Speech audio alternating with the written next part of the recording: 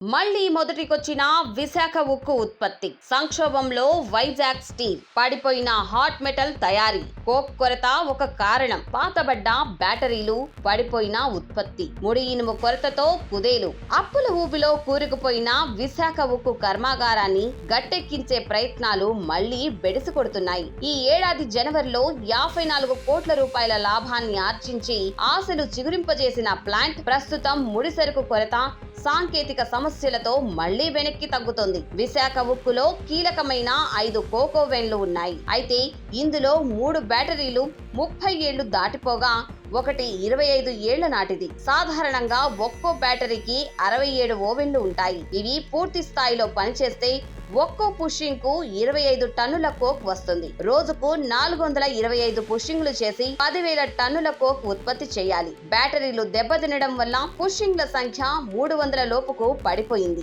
7.2 million టన్నుల ఉక్కు ఉత్పత్తికి సరిపడా కోక్ రావాలంటే మరో బ్యాటరీ అందుబాటులో ఉండాలి. కానీ ప్రస్తుతం ఉన్నవన్నీ మరమ్మతులకు గురవుతున్నాయి. కోక్ కొరతను అధిగమించడానికి ఆస్ట్రేలియా, చైనా, ఇండోనేషియా వంటి దేశాల నుంచి ముడి సరుకును దిగుమతి చేసుకుంటున్నప్పటికీ కేంద్ర ఆర్థిక మంత్రిత్వ శాఖ నుంచి ఎటువంటి ఊరట లభించడం లేదు. దిగుమతులపై 80 నుంచి $140 వరకు యాంటీ డంపింగ్ డ్యూటీ విధిస్తున్నారు. దీనివల్ల టన్ను కోక్పై 5,000 నుంచి 6,000 రూపాయల వరకు అదనపు భారం పడుతుంది.